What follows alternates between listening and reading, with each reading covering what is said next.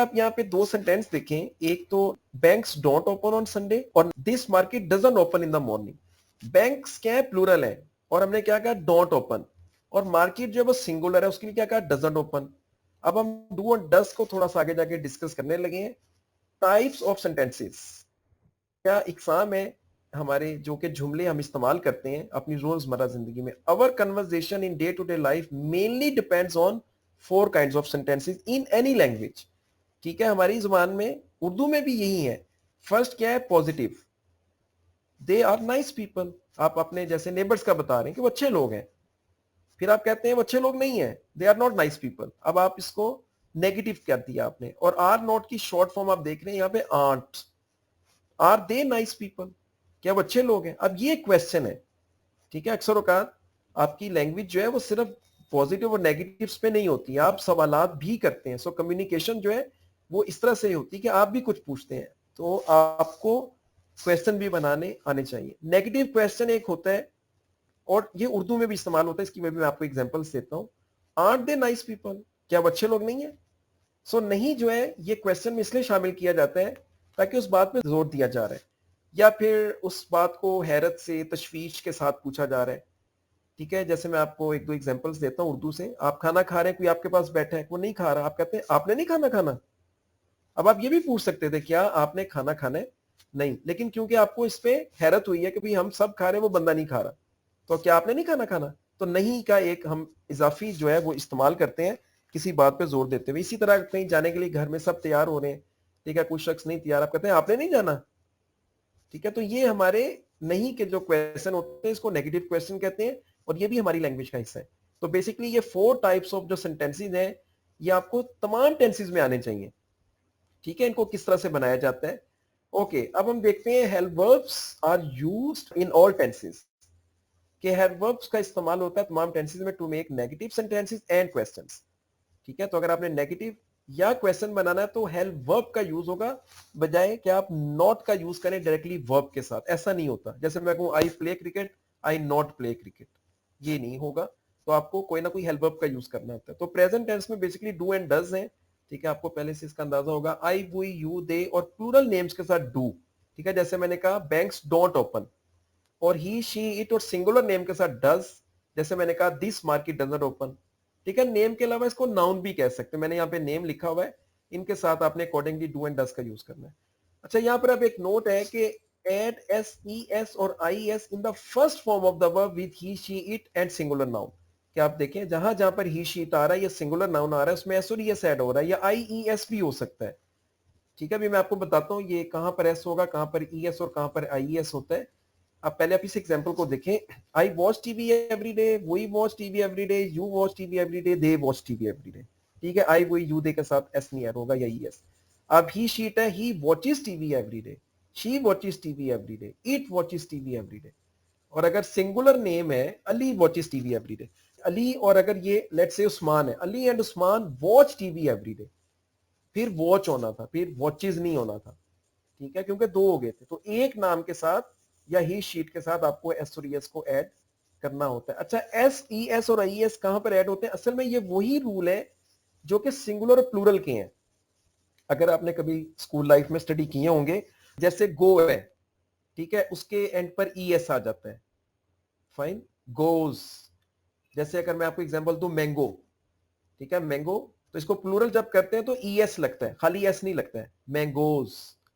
ठीक है, जैसे आप सी एच भी जहां पर एंड होता है उसके साथ भी ई एस आता है, सी एच। जैसे आप यहां पे देखें वॉच, अच्छा ये वॉच घड़ी भी है, वॉचिस, घड़ियां। तो बेसिकली ये वही रूल है जो सिंगुलर और प्लूरल के हैं। सी एच के ऊपर जो एंड होगा वहां पर ई एस आएगा। अच्छा, जो वाई पर एंड होता है वहां पर आई एस आता है, जैसे क्राई, क्राइज। ठीक है, वाई खत्म हो जाएगा, उसकी जगह पे आई एस आ जाएगा, फाइन। तो ये बेसिकली उसी तरह से है। ओके, अब उसके बाद नेक्स्ट आप एक नोट देखें, don't add S, E S, I S in the first form of the verb when make negative sentences and questions with the help verb does. यानी कि जब आपने नेगेटिव और क्वेश्चन बनाने डज के साथ, फिर आपने एस, ई एस और आई एस का एडिशन नहीं करना। कॉन्ट्रैक्शंस आप देखें, डू नॉट को डोंट और डज नॉट को डजंट हम यूज करते हैं। फर्स्ट देखते हैं डू के साथ, I play cricket with friends on weekend. कि मैं दोस्तों के साथ वीकेंड पे क्रिकेट खेलता हूं। अब आप इसको नेगेटिव में कहना चाह रहे हैं कि मैं नहीं खेलता हूं दोस्तों के साथ वीकेंड पे क्रिकेट, तो I don't play cricket with friends on weekend. तो आपने बेसिकली वर्ब से पहले डोंट का यूज कर लेना है। ओके, उसके बाद क्वेश्चन क्या होगा कि जो हेल्प वर्ब होगा वो सेंटेंस के शुरू में आ जाता है। Do I play cricket with friends on weekend, कि क्या मैं दोस्तों के साथ वीकेंड पे क्रिकेट खेलता हूं। ठीक है, ये पॉजिटिव सेंटेंस जो होता है ना फर्स्ट वाला, उसके शुरू में सिर्फ डू आ गया है। अगर आप डू को खत्म कर दें तो ये बाकी वही पॉजिटिव सेंटेंस बन जाता है। और अगर आप डू की जगह पे डोंट कर देते हैं तो ये नेगेटिव क्वेश्चन बन जाता है। Don't I play cricket with friends on weekend, कि क्या मैं दोस्तों के साथ वीकेंड पे क्रिकेट नहीं खेलता हूं। सो बेसिकली आपने नेगेटिव क्वेश्चन में सिर्फ डू को डोंट कर देना है, बाकी एज इट इज ही है। अच्छा, इसका जो पुराना तरीका था ना, आप में से शायद कुछ लोग जानते होंगे, do I not play cricket, do I not. लेकिन वो अब डू आई नॉट जो है ना वो भी ओल्ड फैशन है, कभी लोग इस तरह से यूज नहीं, और फ्लुएंसी भी नहीं है। देखिए, मैं अगर कहूं do I not play cricket with friends, और अगर मैं कहूं don't I play cricket with friends on weekend, तो डोंट आई जो है ना ये ज्यादा फ्लुएंट भी लगता है। अब हम दूसरी तरफ देखते हैं डज के साथ एक example. She watches TV in the evenings for 1 hour, कि वो शाम में 1 घंटा टीवी देखती है। अब नेगेटिव जब होगा तो she doesn't watch TV in the evenings for 1 hour. जैसे कि अभी हमने कहा कि डज के साथ एस और एस का एडिशन नहीं किया जाता है। Does she watch TV in the evenings for 1 hour, अभी आप क्वेश्चन पूछ रहे हैं किसी के मुतालिक कि क्या वो शाम में 1 घंटा टीवी देखती है, और फिर यही बात अब आप हैरत से पूछ रहे हैं या तशवीर से या जोर देते हुए, doesn't she watch TV in the evenings for 1 hour, क्या वो शाम में 1 घंटा टीवी नहीं देखती है। तो ये नेगेटिव क्वेश्चन जो है ना, इनको आज से पहले शायद आपने कभी यूज नहीं किया होगा, बट ये भी हमारी लैंग्वेज का हिस्सा है। सो ये 4 टाइप्स ऑफ सेंटेंसेस हैं। डू के साथ तो ऐसा कोई कॉम्प्लिकेटेड चीज नहीं है, बट डज के साथ आपको जस्ट याद रखना है कि जब डज यूज होगा फिर एस और एस का एडिशन नहीं होता। यानी कि आप इसको इस तरह से समझ लें कि सिर्फ पॉजिटिव सेंटेंस है जो कि एस और एस के साथ होता है, बाकी नेगेटिव और क्वेश्चन जो होते हैं जो डज के साथ बनते हैं ही शीट के साथ, उसमें एस और एस का एडिशन नहीं किया जाता है। Okay, now the next thing is WH words, जिनको क्वेश्चन वर्ड भी कहा जाता है। इनका भी इंग्लिश में बहुत इंपॉर्टेंट रोल है। इनको आप सवालिया अल्फाज भी कह सकते हैं उर्दू में अगर आमतौर पे समझना चाहें। जैसे वाई, क्यों, why does he go to market every day, कि क्यों वो बाजार जाता है रोजाना। अच्छा, ये जो आप देख रहे हैं सेंटेंस, ये बेसिकली क्वेश्चन फॉर्म में है। अगर इस वाई को हम खत्म कर दें तो बाकी क्या रह जाता है, does he go to market every day, क्या वो रोजाना बाजार जाता है। तो आपने याद रखना है कि ये जो why, where, when, what, how वगैरह है, ये क्वेश्चंस के साथ यूज होते हैं, इसकी क्वेश्चन फॉर्म होती है।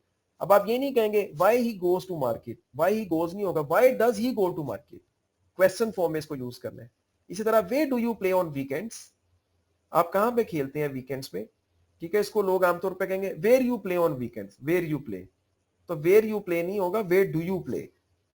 ठीक है, क्वेश्चन फॉर्म में यूज करना है। व्हाट डज इट मीन, इसका क्या मतलब होता है। इसको अक्सर औकात लोग कहते हैं what is it mean, what is it नहीं होता है, व्हाट डज इट मीन होता है।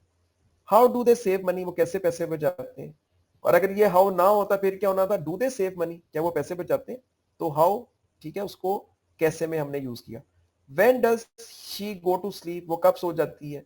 Who do you like to go out, family और फ्रेंड्स, कौन है आप जाना पसंद करते हैं बाहर, उनके साथ फैमिली या फ्रेंड्स हैं। Which park do you like to go for a walk, कौन सा। ठीक है, विच का मतलब कौन सा। ठीक है, विच का जो यूज है ना ये होता है नॉन लिविंग के लिए। विच पार्क डू यू लाइक, अब आप ये नहीं कहेंगे विच फ्रेंड इज योर फेवरेट। ठीक है, आप कहेंगे who is your favourite friend. ठीक है, सो ये विच जो होता है ये लोगों के लिए यूज नहीं होता है, ये इस तरह नॉन लिविंग चीजों के लिए, और हु जो है वो यूज किया जाता है। सो ये भी अक्सर इस तरह की कॉमन मिस्टेक्स होती है।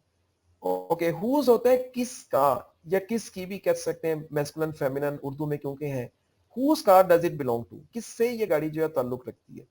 या जैसे अगर यहाँ पे कोई चीज पड़ी हो, लेट्स से कैप है, मैं उठा के कहता हूँ हुज कैप इज दिस, ये किसकी टोपी है।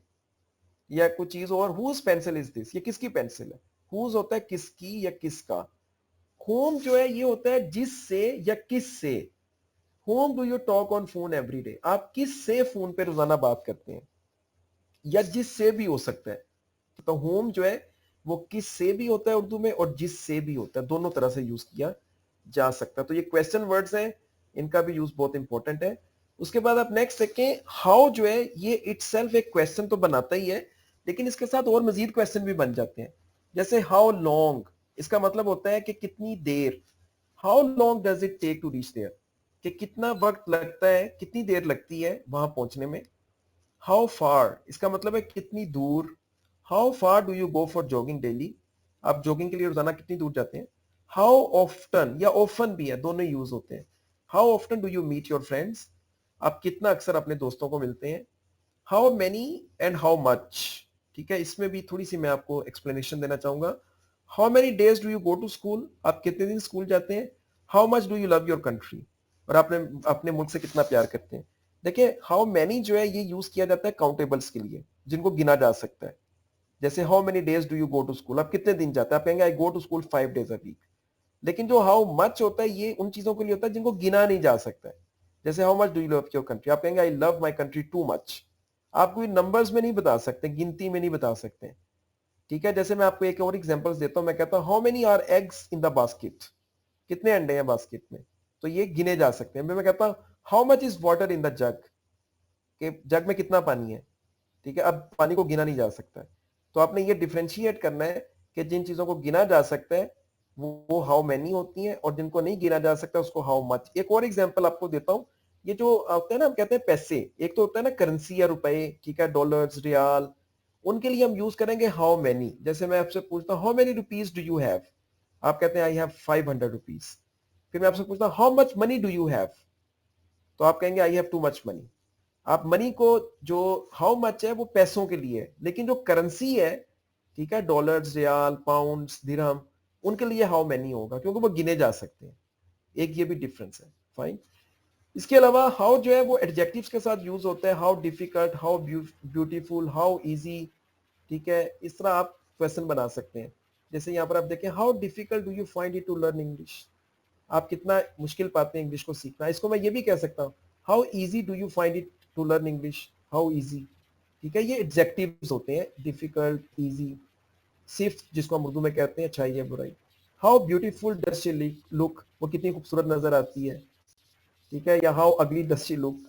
सो ये ब्यूटीफुल, अगली, डिफिकल्ट, ये एडजेक्टिव्स हैं। ठीक है, ओके। अब यहाँ पर एक और कॉमन मिस्टेक है जो मैंने थोड़ा सा यहाँ पे डिस्क्राइब करना चाहिए।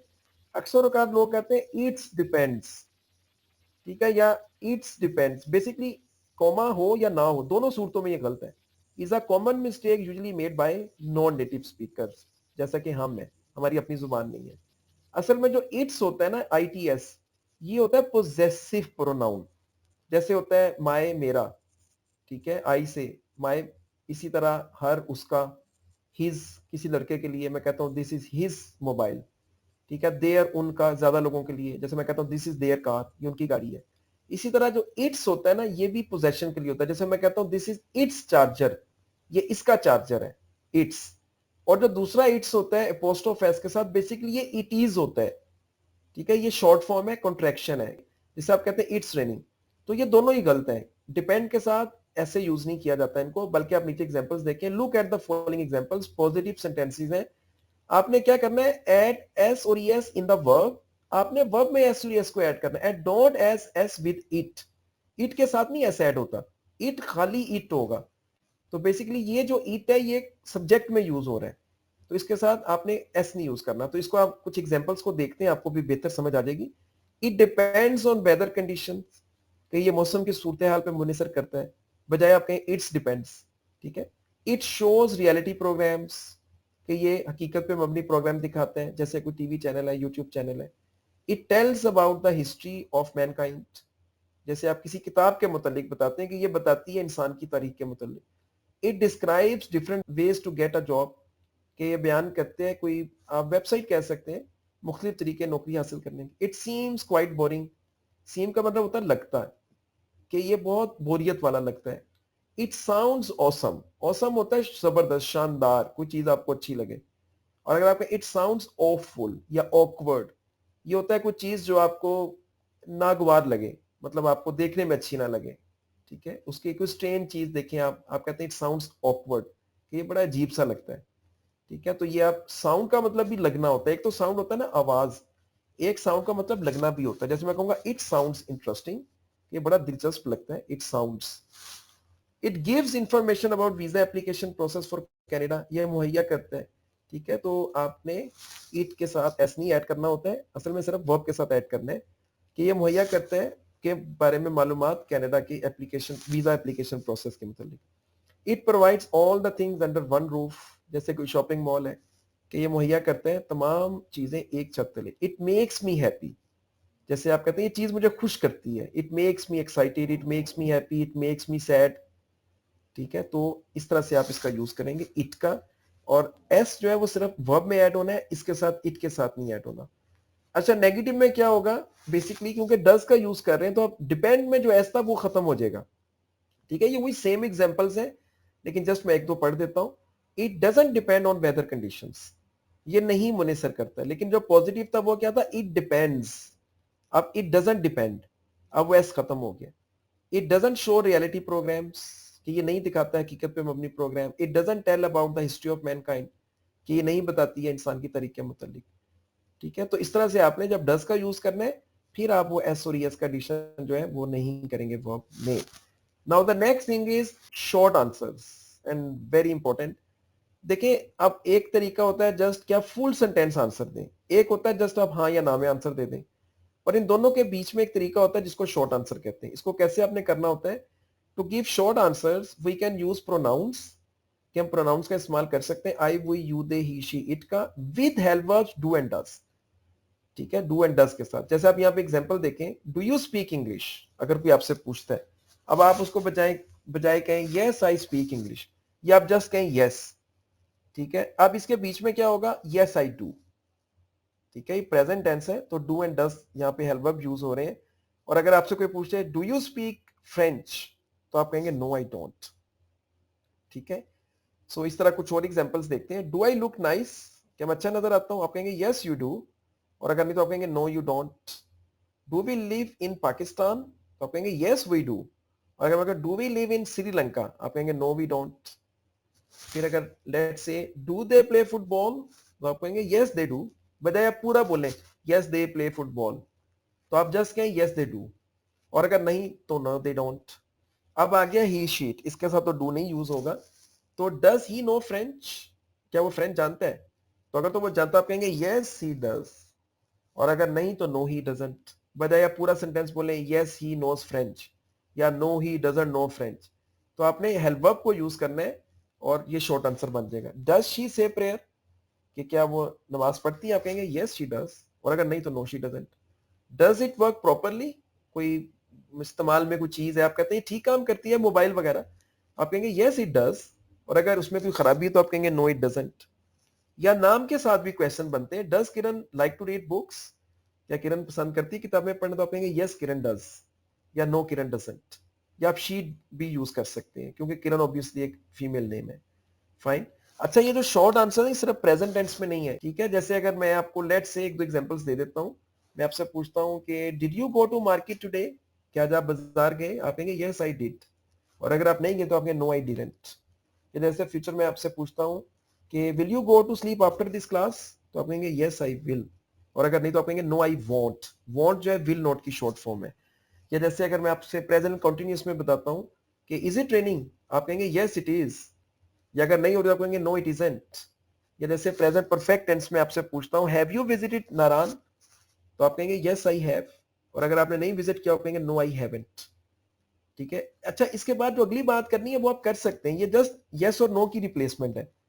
ठीक है, इसके बाद आप बताएंगे yes I visited Narayan many times, I went there last year with my family, I enjoyed there a lot, फिर आगे शुरू कर दे। ठीक है, सो ये बेसिकली आपने आगाज करना है सिर्फ, उसके बाद जो अगली बात करनी है वो आप बिल्कुल करें। अच्छा, ये जो शॉर्ट आंसर्स होते हैं, ये इवन के इंग्लिश में जो शॉर्टेस्ट भी क्वेश्चन है, छोटे से छोटा भी क्वेश्चन है, वो शॉर्ट आंसर में दिया जा सकता है। जैसे अगर मैं आपसे पूछता हूं एम आई योर टीचर, क्या मैं आपका टीचर हूं, आप क्या जवाब देंगे, आप जवाब देंगे यस यू आर। ठीक है, बस इतना कहना है यस यू आर, पूरा नहीं बोलना yes you are my teacher. या अगर जैसे मेरे हाथ में लेट्स से कुछ चीज मैं कहता हूं इज इट अ पेंसिल, तो आप कहेंगे यस इट इज, और अगर वो पेंसिल नहीं है वो कुछ और चीज, आप कहेंगे नो इट इजंट। ठीक है, तो अब आपने यस और नो को भूल जाना है, और फुल सेंटेंस आंसर भी दे सकते हैं कुछ जगहों पे, बट ये भी एक लैंग्वेज की ब्यूटी है। ठीक है, इन चीजों का एडिशन करेंगे तो आपकी लैंग्वेज इंप्रूव होगी ना। अब आप सिर्फ यहां तक सुनने की हद तक अगर इसको रखें और यूज ना करें।